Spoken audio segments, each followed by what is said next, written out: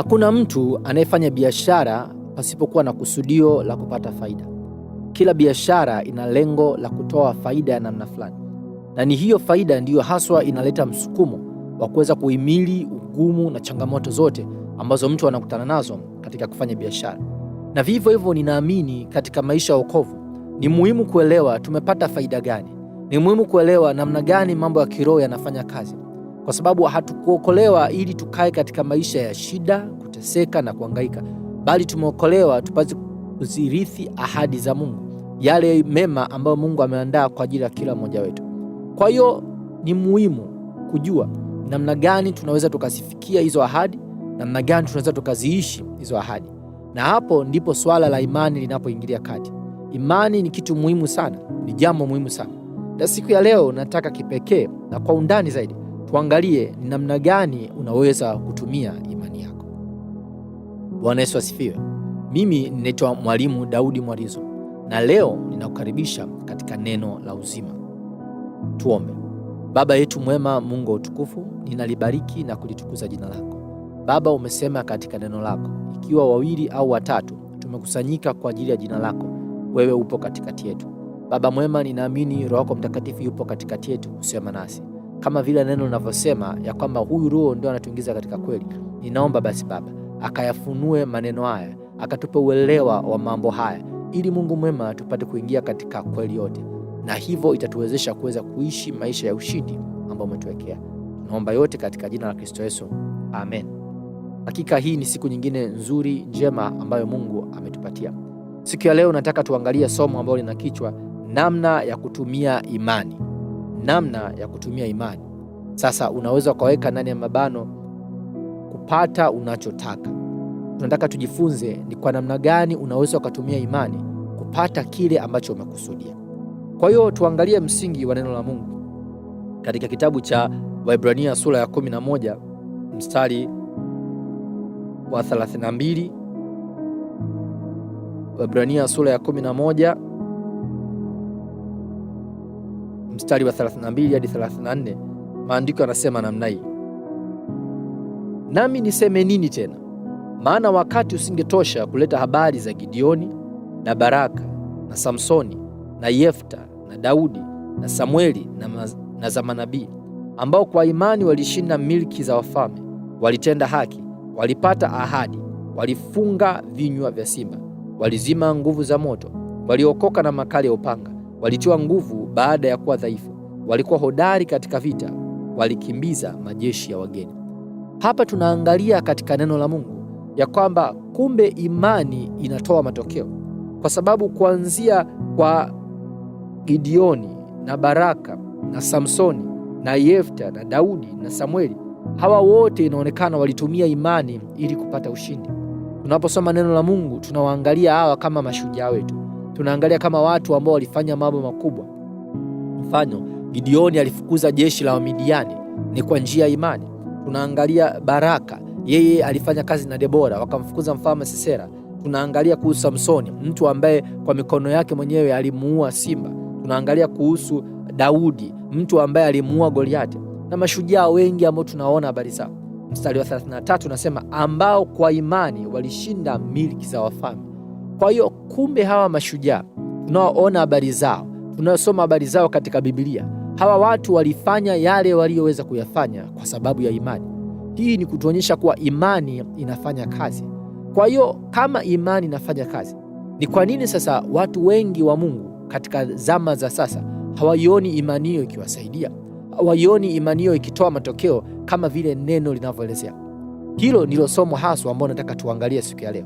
Ni kwa nini imani hiyo haionekani kama iko halisi kwa watu ambao neno linaelezea kwao? Sasa tuangalie neno la Mungu linasemaje kuhusiana na imani, alafu kisha tuje katika mtiririko wake. Lazima tuelewe tunapoongelea imani tunaongelea nini. Neno la Mungu linasema katika kitabu cha Waebrania sura ya 11 mstari wa 1, basi imani ni kuwa na hakika ya mambo yatarajiwayo, ni bayana ya mambo yasiyoonekana. Kwa hiyo tunapoongelea imani ni pale unapokuwa na uhakika ya kwamba hiki kitu japokuwa hakijaonekana katika macho, lakini ninaamini ni cha kwangu kwa mujibu wa neno la Mungu. Imani ni kuwa na uhakika na neno la Mungu. Imani ni kuwa na uhakika kuwa kile Mungu alichokisema juu yangu hiko ndicho hivyo. Hiyo ndiyo imani haswa. Kwa hiyo hawa wote ambao tumewasoma katika maandiko, kina Daudi, kina Samsoni, kina Gideoni, kina Yefta, kina Samueli na wengine wengi wakubwa ambao Biblia imeeleza sifa zao, hawa wote walilisikia neno la Mungu na wakaamini neno la Mungu kuhusiana na kile kitu ambacho wamekisikia, alafu wakakifanyia kazi kama vile walivyopewa maelekezo. Kwa hiyo waliamini neno la Mungu. Kwa hiyo tunapoongelea imani haswa, tunaongelea kuamini neno la Mungu kwa vile lilivyo ndivyo hivyo, pasipo kupunguza wala kuongeza. Bwana Yesu asifiwe. Kwa hiyo tumepata msingi kwa imani ni nini. Tumepata msingi kwa imani inafanya kazi. Tuingie sasa katika kujifunza ni namna gani tunaweza tukatumia imani kutoa matokeo tunayotaka. Tuanze safari yetu katika kitabu cha Marko sura ya 11 mstari wa 23. Marko sura ya 11 mstari wa 23. Maandiko yanasema namna hii: amini nawaambia, yeyote atakayeuambia mlima huu ng'oka ukatupwe baharini, wala asione shaka moyoni mwake, ila aamini kwamba hayo semayo yametukia, nayo yatakuwa yake. Hapa kuna msingi mkubwa sana kuhusiana na imani, msingi mkubwa sana.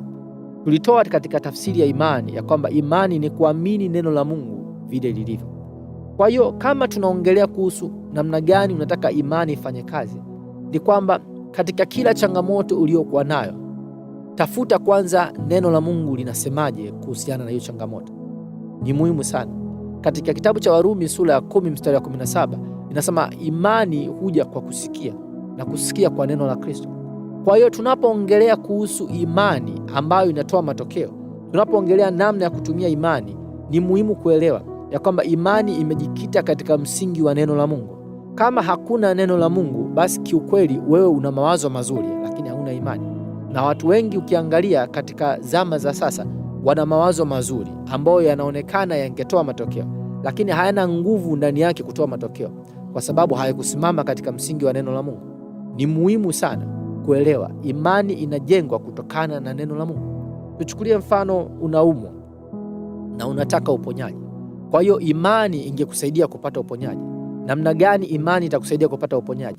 Ni kwanza kwa kuangalia neno la Mungu linasemaje kuhusiana na afya. Je, ni mapenzi ya Mungu kukuponya?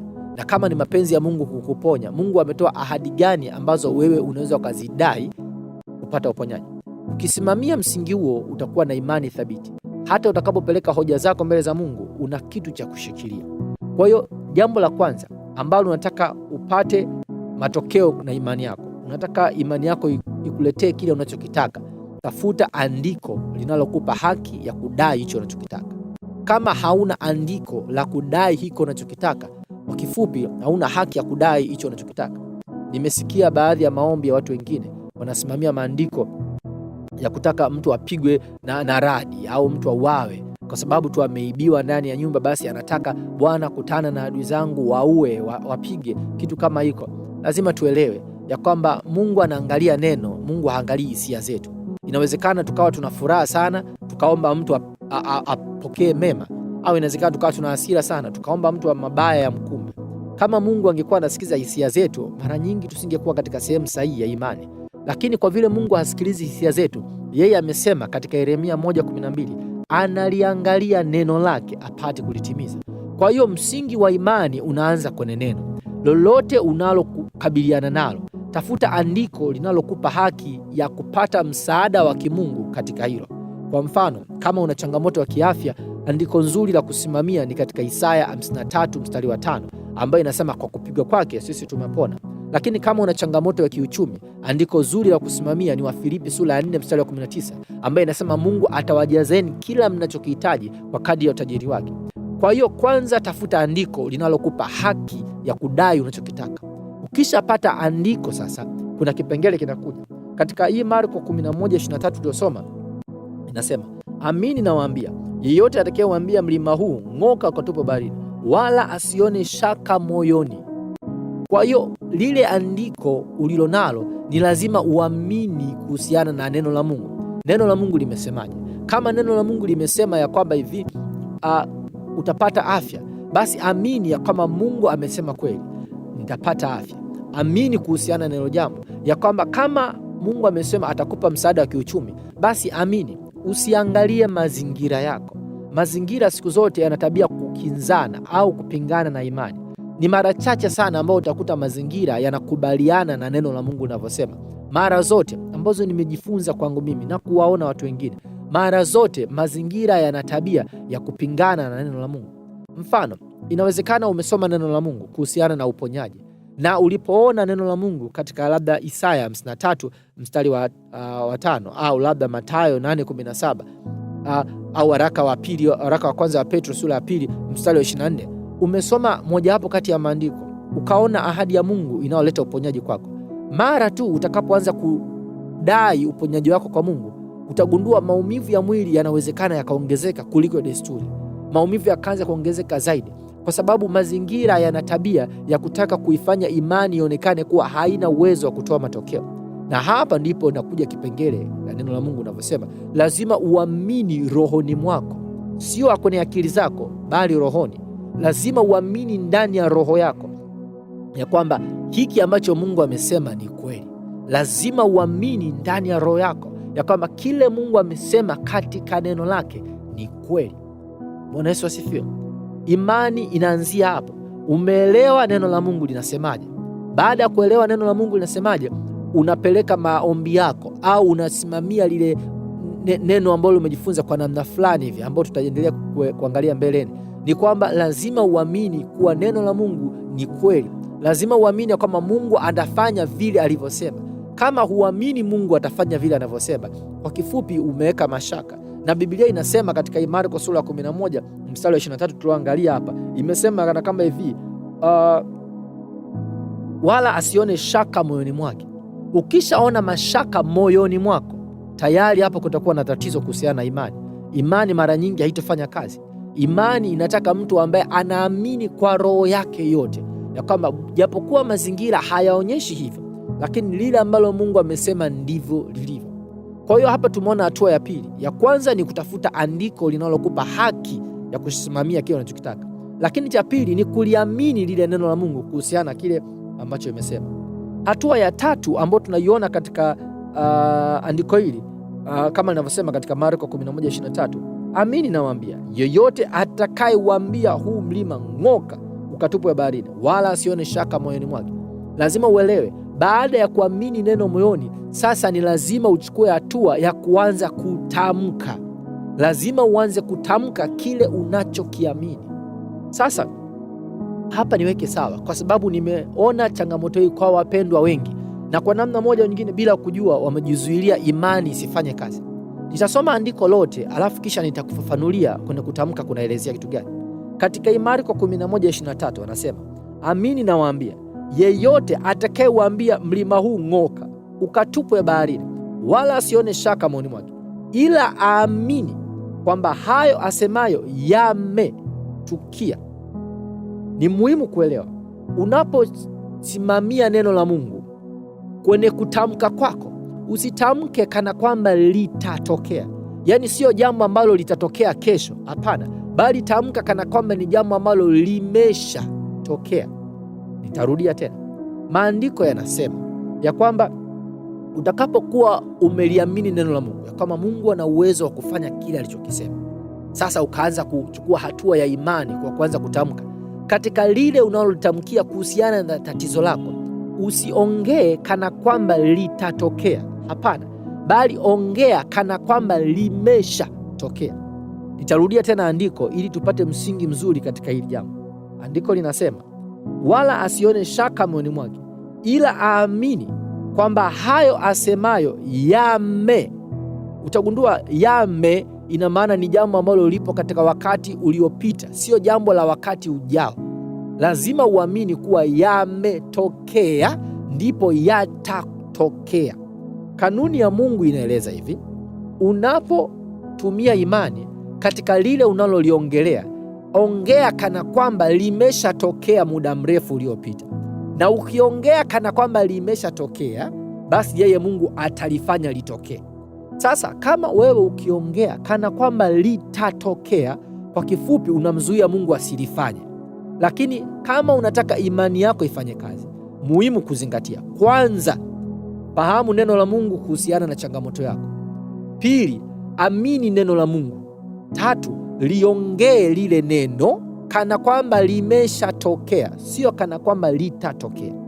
Sasa inawezekana kwa wengine wakawa hajanipata kidogo ninaongelea nini.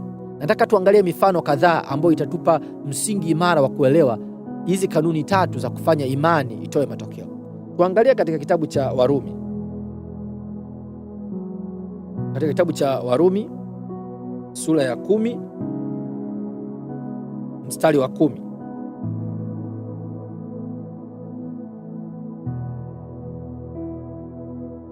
Katika Warumi sura ya 10 mstari wa 10 tunawapewa mfano wa namna gani tumepokea wokovu. Sikiza maandiko yanavyosema: kwa maana kwa moyo mtu huamini hata kupata haki. Umeona hatua ya kwanza? Tunaposhuhudiwa habari za Yesu, jambo la kwanza ni lazima uamini kwa moyo. Lazima uamini kwa moyo. Na jambo la pili, na kwa kinywa hukiri hata kupata wokovu. Kwa hiyo hatua ya kwanza, uliamini neno kwa moyo wako, kwa roho yako yote, kwamba hizi habari za huyu Yesu ni kweli. Alafu kisha ukakiri kwa kinywa chako. Sasa nataka nikuulize swali fulani ambalo linaelezea vizuri. Wengi wetu baada ya kumkiri Yesu kuwa Bwana na Mwokozi wa maisha yetu, tumepewa ahadi ya kwenda mbinguni. Nataka nikuulize ndugu msikizaji, hivi wewe umewahi kuiona mbingu? Wangapi ambao unafahamu wewe wameiona mbingu? Wangapi ambao unawajua wewe wameenda mbinguni wakarudi duniani wakakuelezea mbingu jinsi ilivyo? Hapana. Lakini kwa sababu umempokea Yesu, kuna ujasiri unao wa kusema mimi ninaelekea mbinguni.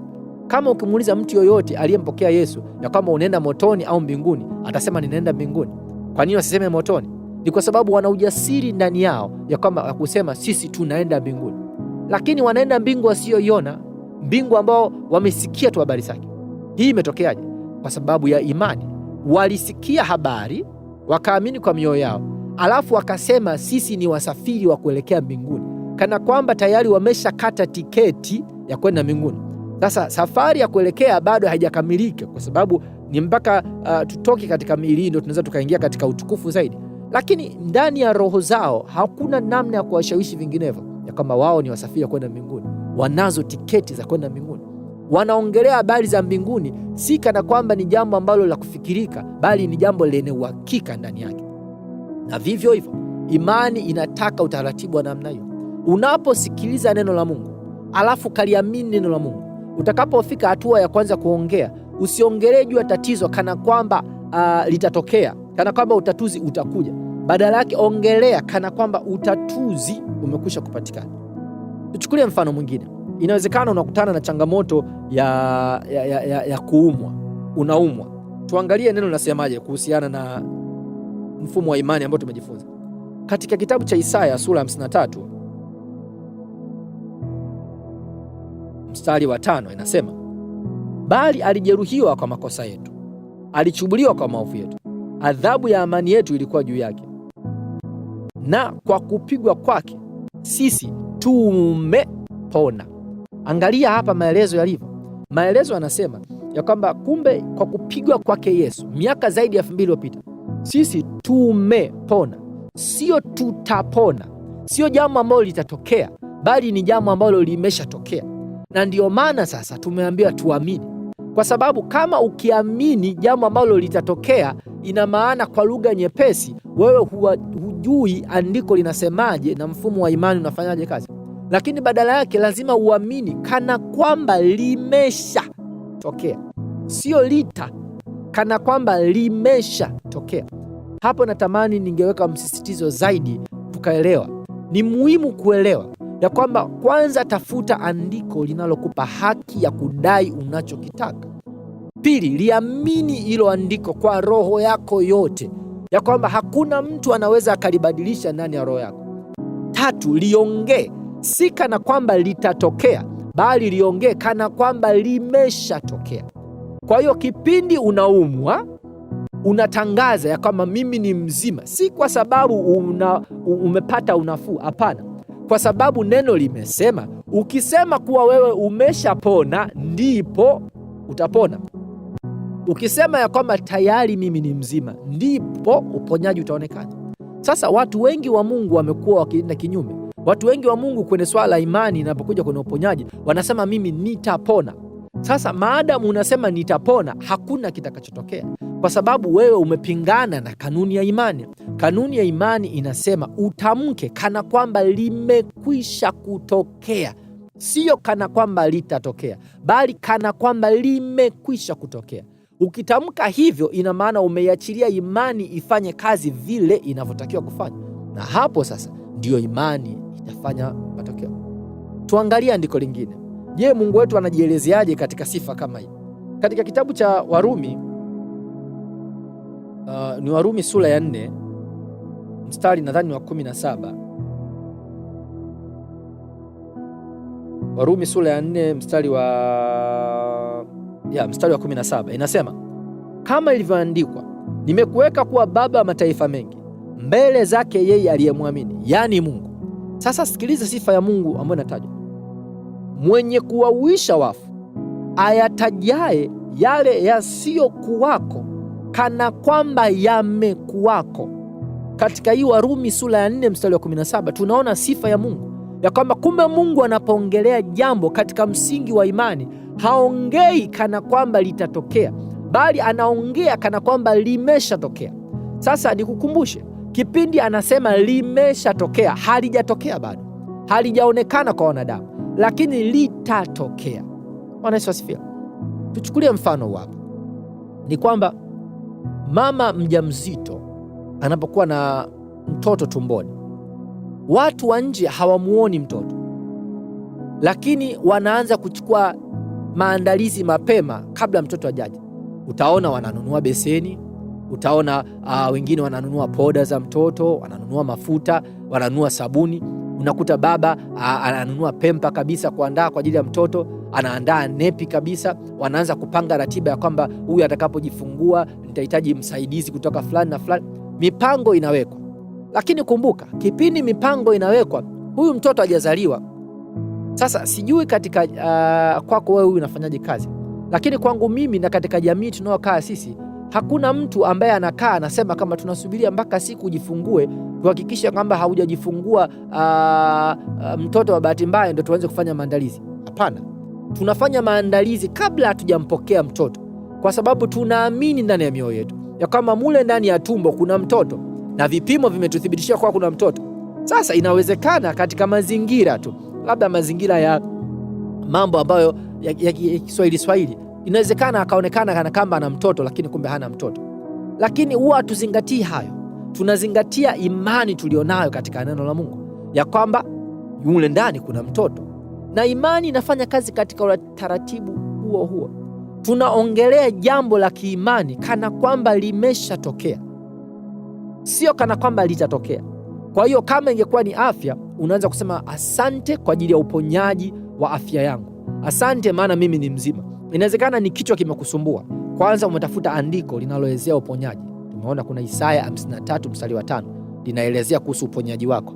Unaenda mbele za Bwana, unamwambia Mungu, neno lako limesema 1, 2, 3, na imesema katika Isaya 53 mstari wa 5 kwa kupigwa kwake Yesu mimi nimepona. Kwa hiyo ninapokea uponyaji sasa katika jina la Yesu. Alafu unakemea yale maumivu ya kichwa katika jina la Yesu, unaambia ya kuache, naye atakuacha. Kisha kutokea hapo unaanza kumshukuru Mungu ya kama Mungu, asante maana umeniponya.